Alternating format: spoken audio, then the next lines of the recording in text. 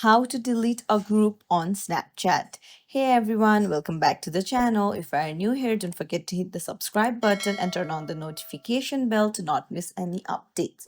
So let's dive right in. First things first, open up the group that you want to delete on Snapchat.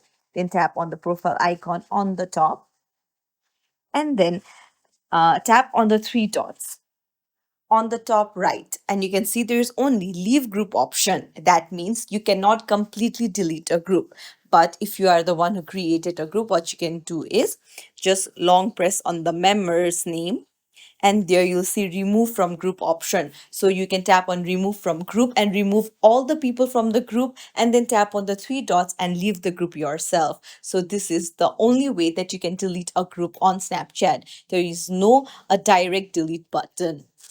That's it. If you found this tutorial helpful, don't forget to like and subscribe to our channel for more tips and tricks. Thank you for watching.